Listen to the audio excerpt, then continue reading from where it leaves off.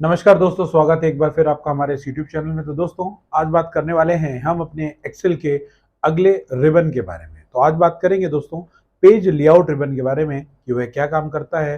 Page layout में जो हमारे पास पहला रिबन है या पहला ग्रुप है उसके बारे में चर्चा करेंगे।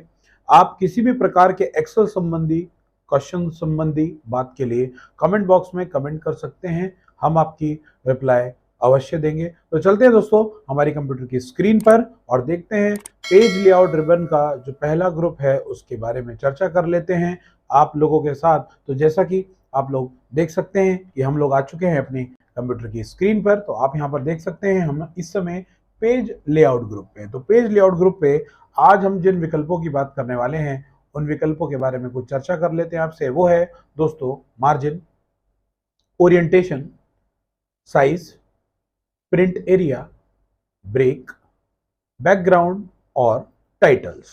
तो दोस्तों आज हम बात करने वाले हैं आपके सामने इन विकल्पों के बारे में आज बात करेंगे। और ये जो ग्रुप है दोस्तों, ये ग्रुप कहलाता है पेज सेटअप ग्रुप। यानी आज हम सीखेंगे कंप्लीट पेज की सेटिंग करना, एक्सेल में उपस्थित पेज को स्प्रेडशीट, बैलेंस शीट, वर्कशीट के नाम से आप लोग जानते हैं, उसकी सेटिंग किस तरीके से की जाती है, मार्जिन क्या होता है, ये सारी बातें हम लोग करेंगे आज आपके साथ डिस्कस। तो सबसे पहली बात कर लेते हैं, सबसे पहले हम शुरू करते हैं मार्जिन ऑप्शन से। यदि मार्जिन क्या काम करता है, तो दोस्तों जैसे ही मैं मार्जिन पर क्लिक करता हूं तो आपके सामने यहाँ पर कस्टम मार्जिन का एक ऑप्शन विजिबल होता है। मैं कस्टम मार्जिन पर क्लिक करता हूं तो आप देख सकते हैं यहाँ पर जो मार्जिन छूटा है यानी मार्जिन सेट है वो एक्सेल में क्या होता है क्लियर कर देता हूं आप लोगों को। टॉप 0.75, लेफ्ट 0.7, राइट 0.7 और बॉटम 0.75। ये क्या है दोस्तों, यानी जैसा कि आप इस लेआउट में देख पा रहे हैं, पेज पर लेखन कार्य लिखने की स्थिति यानी A4 साइज पर चारों दिशाओं से, चारों दिशाओं का मतलब है टॉप, बॉटम और लेफ्ट राइट, यानी चारों दिशाओं पर लेखन कार्य लिखने की स्थिति यानी पेज पर साइडें कितनी छोड़कर लेखन कार्य लिखा जाए, इस बात का जो सुनिश्चितकरण होता है, जो सुनिश्चित करते हैं ये बात, तो वो करते हैं दोस्तों मार्जिन की मदद से। तो मार्जिन कितने प्रकार के होते हैं? मार्जिन होते हैं 4 प्रकार के, टॉप, बॉटम, लेफ्ट और राइट। यानी ये डिफॉल्ट सीमा है जो हमें एक्सेल पेज पर आपके मार्जिन की सीमा होती है, टॉप की, बॉटम की, लेफ्ट की और राइट की। हेडर की बात करें, हेडर फुटर आपको भी यहां पर मेंशन हो रहा होगा। हेडर फुटर की जो डिफॉल्ट एरिया है, हेडर फुटर कितने पॉइंट्स का होता है या उसकी क्या डायमेंशन है, तो वो होती है दोस्तों डिफॉल्ट रूप से 0.3, हेडर भी और फुटर भी। तो मार्जिन यहां पर हमने सीखा 4 प्रकार के होते हैं, यानी पेज पर लेखन कार्य लिखने की स्थिति। क्योंकि आप लोग समझते हैं कि जब हम एक्सेल पे कोई काम करते हैं तो प्रिंट वो एक पूरी बैलेंस शीट के रूप में नहीं होता, वो A4 के रूप में प्रिंट होता है। जैसे मैं आपको यहाँ पर एक प्रिंट प्रीव्यू दिखाना चाहता हूँ, मैंने कोई लेखन कार्य आपके सामने यहाँ लिख दिया और मैं यहाँ पर क्लिक कर रहा हूँ प्रिंट प्रीव्यू पर। तो प्रिंट प्रीव्यू पर जैसे मैं क्लिक करूंगा तो आप देखेंगे कि आपका पेज जो लेखन कार्य था वो ऐसे पेज A4 साइज के रूप में प्रदर्शित हो रहा है। लेकिन आप देख सकते हैं आपने तो एक पहले कॉलम के बाईं ओर यानी एक कॉलम की पहली पंक्ति से लेखन कार्य लिखना प्रारंभ कर दिया था, बट लेकिन जब आप प्रिंट प्रीव्यू को देख रहे हैं तो प्रिंट प्रीव्यू में ये बाईं तरफ इतना एरिया क्यों खाली है, ये टॉप से इतना एरिया क्यों छूटा हुआ है? तो दोस्तों यही एरिया कहलाता है मार्जिन का। तो आप पेज पर लेखन कार्य लिखने की स्थिति दाएं से बाएं से, टॉप से बॉटम से आप सेट कर सकते हैं कि साइडें ऊपर नीचे से और दाएं बाएं से कितना एरिया छोड़कर लेखन कार्य लिखा जाए, जिससे कि लेखन कार्य आपका सुंदर प्रदर्शित हो और आपका पेज लेआउट भी अच्छा दिखने में लगे। तो मार्जिन आप लोग समझ गए होंगे।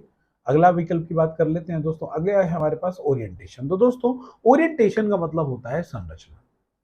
संरचना किस प्रकार से होती है दोस्तों? या तो पेज होता है उस वर्टिकल फॉर्मेट में यानी खड़े रूप में, या तो होता है लैंडस्केप फॉर्मेट में जो लेटा हुआ होता है। तो फॉर्मेट जो होते हैं वो ओरिएंटेशन 2 प्रकार का होता है, पोर्ट्रेट यानी खड़ा वर्टिकल फॉर्म में और लैंडस्केप यानी क्षैतिज पंक्ति के रूप में। तो ये क्या कह रहा है दोस्तों, जब आप प्रिंट कराते हैं, जैसे मैं आपको इस पेज को प्रिंट प्रीव्यू के रूप में देखना चाहूंगा, तो मैंने यहाँ पर प्रिंट प्रीव्यू का चयन कर लिया, तो आपको पेज कुछ A4 यानी वर्टिकल फॉर्मेट में यहाँ पर प्रदर्शित हो रहा है। लेकिन यही मैं लैंडस्केप ओरिएंटेशन का चुनाव कर देता हूं, तो आप देख सकते हैं अब मैं जाके प्रिंट प्रीव्यू का चुनाव करूंगा। मैंने यहाँ पर लैंडस्केप का चुनाव कर लिया जैसा कि आप देख सकते हैं, और मैं अब प्रिंट प्रीव्यू के बारे में आपको दिखाऊंगा। तो आप देखेंगे आपका पेज क्षैतिज पंक्ति के रूप में यानी लैंडस्केप फॉर्मेट में आ चुका है।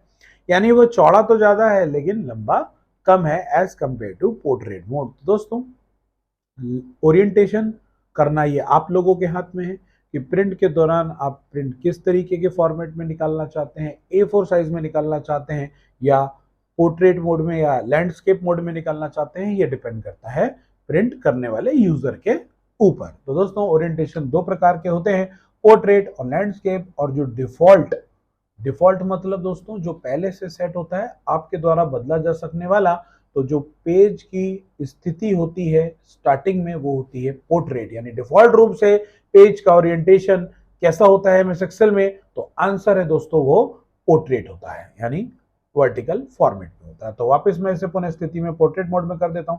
अब बात करते हैं दोस्तों साइज की। साइज आकार की बात हो गई, यानी आप एक्सेल की एक प्रॉपर शीट का कोई आकार नहीं होता दोस्तों। आकार काउंट होता है कि टोटल नंबर ऑफ कॉलम में और टोटल नंबर ऑफ पंक्तियों में। बात कर लेते हैं यहाँ पर प्रिंट के दौरान इस्तेमाल किया जाने वाला जो साइज है, जिसकी मदद से आप अपने कार्य को प्रिंट के दौरान प्रिंटर के माध्यम से प्रिंट आउट प्राप्त करेंगे। तो यहाँ पर बहुत सारे आपको साइजेस मिलेंगे। लीगल है, लेटर है, एग्जीक्यूटिव है, A4, A5 और B5, एनवेलप डीएल। तो दोस्तों आपको यहाँ पर आप देख सकते हैं यहाँ पर विभिन्न प्रकार के साइजेस हैं। एमएस एक्सेल में 25 प्रकार के दोस्तों साइज हैं पेज के। किसी भी पेज का साइज का चुनाव करके आप चयन कर सकते हैं और उसका इस्तेमाल कर सकते हैं।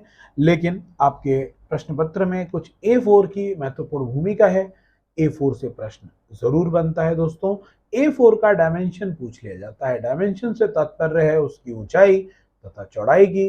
तो आपको ये भली भांति पता होना चाहिए कि A4 जो जनरली इस्तेमाल किया जाने वाला पेज है, जो सभी प्रिंट आउट की शॉप्स पर कहीं पर प्रिंट आउट करने की दुकानों में आपको वो जनरली A4 पेज देखने को मिलता है। तो उसका जो आकार है वो पेपर में पूछ लिया जाता है। जो साइज है वह 8.27 इंचेस इंटू 11.69 इंचेस, यानी वह लगभग 8 इंच चौड़ा और 11 इंच लंबा होता है। दोस्तों, ये डायमेंशन पेपर में आपके प्रतियोगिता परीक्षाओं में काफी बार पूछा गया है। तो ये इंपॉर्टेंट है इस दृष्टिकोण से। दोस्तों आप ध्यान रखिएगा कि A4, क्योंकि आप देखेंगे कि जब हमारा लेटर प्रिंट होता है तो वो लेटर फॉर्मेट में आप प्रिंट आउट A4 फॉर्मेट में भी कर सकते हैं। तो हम यहाँ पर प्रिंट के दौरान अपना साइज चेंज कर सकते हैं पेज का। दोस्तों यहाँ से आप साइज चेंज कर सकते हैं। अब बात करते हैं दोस्तों प्रिंट एरिया की। इससे अगला विकल्प है प्रिंट एरिया। प्रिंट एरिया क्या कहता है दोस्तों, जैसे आप देख सकते हैं मैं यहाँ पर एक बैलेंस शीट ही इंसर्ट करा लेता हूं। आप देख सकते हैं यहाँ पर मैंने एक बैलेंस शीट इंसर्ट करा ली। लेकिन प्रिंट एरिया क्या काम करेगा, आप अपनी बैलेंस शीट में विभिन्न प्रकार के सेल होते हैं, कॉलम होते हैं, पंक्तियां होती हैं, यानी यूजर अपनी इच्छा अनुसार जिस भी एरिया को प्रिंट कराना चाहता है प्रिंट एरिया ऑप्शन से ऐसा कर सकता है। मतलब कि आप चाहते हैं कि मैं केवल A1 से लेकर D6 तक ही डेटा को प्रिंट कराना चाहता हूं, इसके बाद का डेटा प्रदर्शित ना हो प्रिंट के दौरान, या हमारे A4 पेज या जो भी हम पेज चुने उसमें प्रिंट आउट प्रदर्शित ना हो। तो फिलहाल मैं आपको प्रिंट प्रीव्यू दिखा देता हूं कि किस तरीके का आ रहा है प्रिंट प्रीव्यू। अभी पूरी बैलेंस शीट आ रही है, आप देख सकते हैं पूरी की पूरी बैलेंस शीट आपको यहाँ पर प्रदर्शित हो रही है। लेकिन मैं केवल A1 से लेकर आपको D6 तक प्रिंट कराना चाहता हूं। तो आप ये इतना सिलेक्ट करके एरिया को प्रिंट एरिया पर क्लिक करेंगे। यहाँ पर आपके पास है सेट प्रिंट एरिया। आप सेट प्रिंट एरिया पर एक सिंगल क्लिक करेंगे। तो जैसे ही आपने सेट प्रिंट एरिया पर एक सिंगल क्लिक किया तो आप देखेंगे यह एरिया सिलेक्ट हो चुका है। तो दोस्तों चलते हैं प्रिंट प्रीव्यू में, देखते हैं कि क्या उतना ही एरिया प्रदर्शित हो रहा है जितना हमारे द्वारा सिलेक्ट किया गया है। तो जैसे ही मैंने प्रिंट प्रीव्यू पर क्लिक किया तो आप देख सकते हैं सिर्फ एड्रेस में बिहार तक का डेटा आ रहा है, कपिल तक का डेटा आपको प्रदर्शित हो रहा है। तो एक बार बैक चलते हैं अपनी बैलेंस शीट में और देखते हैं क्या बिहार तक का डेटा ही हमने प्रिंट एरिया सेट किया था। जी हाँ, उतना ही एरिया सेट किया था। तो बैलेंस शीट में जितना भी एरिया आप प्रिंट कराना चाहते हैं उतना एरिया इजीली प्रिंट करा सकते हैं। ये बहुत ही महत्वपूर्ण विकल्प है। बड़ी बड़ी बैलेंस शीटों में स्पेसिफिक डेटा को प्रिंट करने के लिए इस विकल्प का इस्तेमाल किया जाता है। तो दोस्तों इस एरिया को आप क्लियर भी कर सकते हैं। कैसे कर सकते हैं? प्रिंट एरिया पर क्लिक करेंगे, क्लियर प्रिंट एरिया का चुनाव किया तो अब ये क्लियर हो गया एरिया। अब आपकी पूरी बैलेंस शीट यहाँ पर प्रदर्शित होगी। चलते हैं दोस्तों अगले विकल्प पे। अगला विकल्प कहता है दोस्तों ब्रेक। ब्रेक का काम क्या है? ब्रेक का मतलब होता है दोस्तों सामान्य हिंदी में तोड़ना। तोड़ने से क्या तात्पर्य है मैं आपको यहाँ पर दिखा देता हूँ। जैसे कि मैं कुछ डेटा को यहाँ पर रिपीट करा देता हूँ। सिलेक्ट करता हूँ और मैं इसको फिल डाउन की मदद से इसे नीचे की तरफ ड्रैग करता हूँ। तो आप देख सकते हैं मेरे पास काफी सारा डेटा आ गया, यानी मेरे पास 81 पंक्ति तक मैंने यहाँ पर डेटा ले लिया।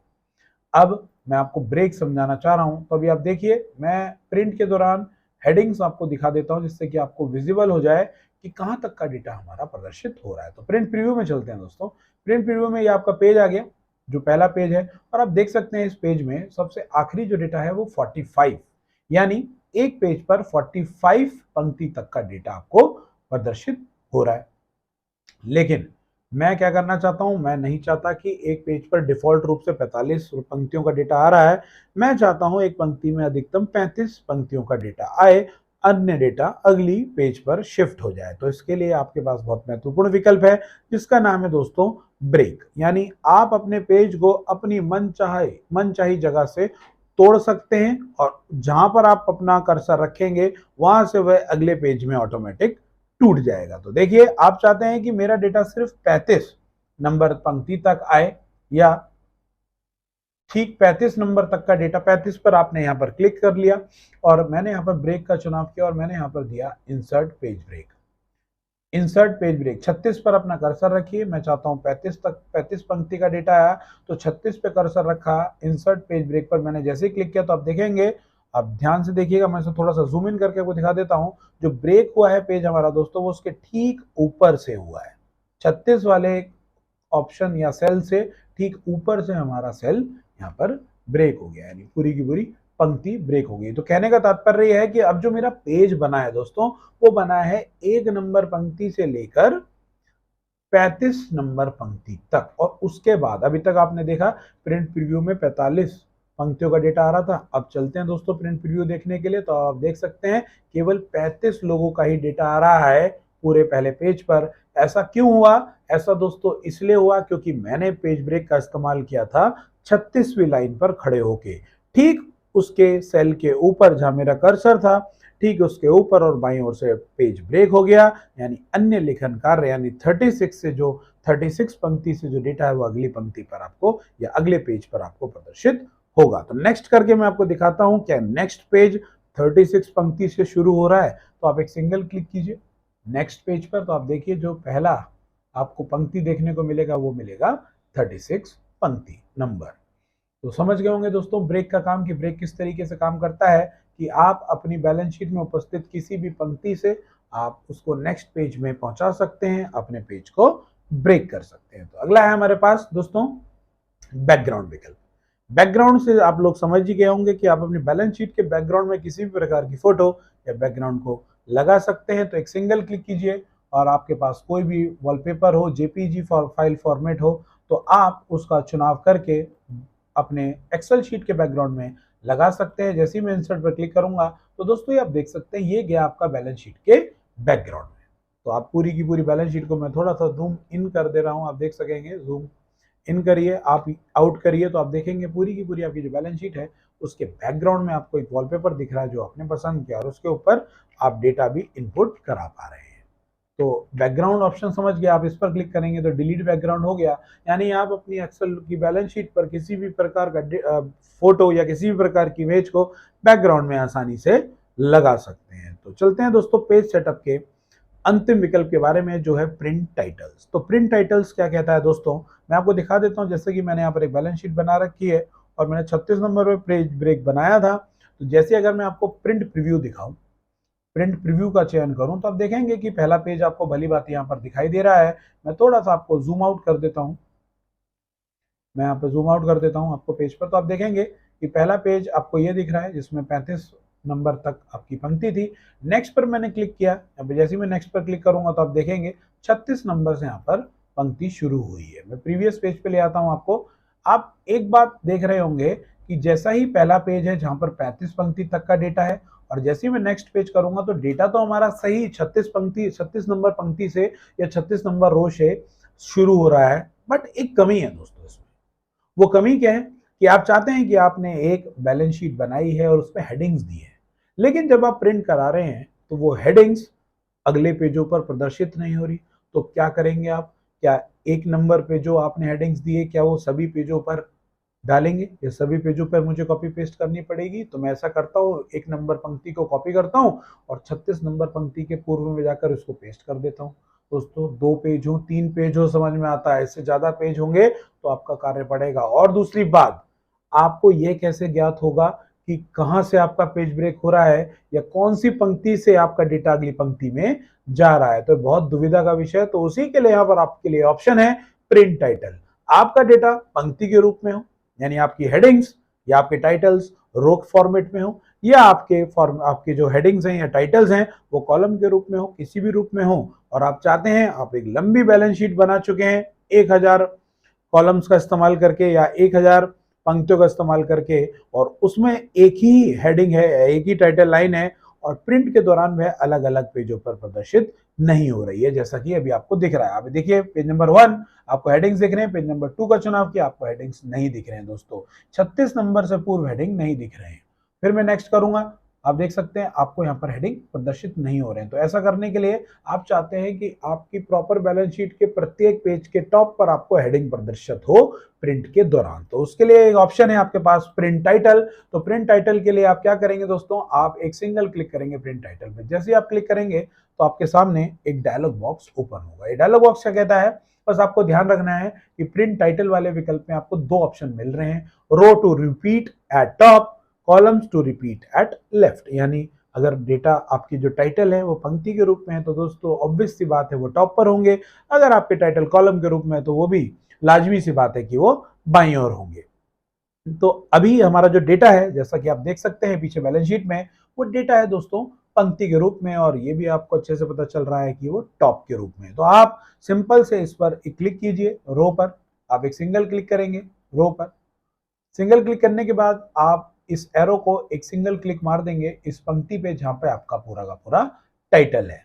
इसके पश्चात आपको इस पर क्लिक करना है और इसका एड्रेस आप लोग देख सकते हैं, यहाँ पर एड्रेस मेंशन हो गया, और आपको कुछ नहीं करना है दोस्तों, यहाँ पर ओके का चयन करना है। जैसे आप ओके का चयन करेंगे तो आपका कार्य समाप्त हो गया। अब चलते हैं दोस्तों प्रिंट प्रीव्यू में और देख लेते हैं जो मैं इतनी देर से आपको बात समझा रहा था वो काम हुआ है कि नहीं हुआ है। चलते हैं प्रिंट पर क्लिक करते हैं। प्रिंट प्रीव्यू का मैंने यहाँ पर चयन किया। जैसे आप प्रिंट प्रीव्यू का चयन करेंगे तो आप देखिए आपके सामने है पेज नंबर 1, टाइटल आपको दिख रहे हैं, आप कहोगे पहले भी दिख रहे थे, नेक्स्ट पेज का दिखाइए। तो चलते हैं दोस्तों नेक्स्ट पेज पर, और आप देख सकते हैं जैसे मैं नेक्स्ट पेज पर क्लिक कर रहा हूं तो आप देखेंगे जो पहला वाला हमारा एरिया था या पहला वाला जो हमारा हेडिंग्स वाला पंक्ति थी वो 36 नंबर पंक्ति के ठीक पूर्व में आ गई। ये मैंने आपको इंडिकेट करने के लिए दिखा रखे हैं जो कॉलम्स के हेडिंग है और पंक्तियों के हेडिंग है जो आपको विजिबल हो रहे हैं। तो 36 नंबर पंक्ति के ठीक पूर्व में आपको हेडिंग्स प्रदर्शित हो रही हैं। तो मैं आपको बताना चाह रहा था कि ऐसा करके आप अपने जितने भी टाइटल्स हैं हेडिंग्स को प्रत्येक पेज पर प्रदर्शित करा सकते हैं। तो दोस्तों आज हमने बात करी पेज सेटअप ग्रुप की। उम्मीद है मेरे द्वारा बताई गई आपको बातें समझ में आई होंगी। ऐसे ही अपना प्यार बरकरार रखिए, चैनल को इसी तरीके से प्यार देते रहिए, और वो जो लाल कलर का बटन है उसको दबाइए, जरूर दबाइए, और वह सब्सक्राइब हो जाना चाहिए। आपका प्यार देने के लिए बहुत बहुत धन्यवाद। मिलते हैं ऐसी ही मजेदार वीडियो के साथ अगली वीडियो में, तब तक के लिए धन्यवाद।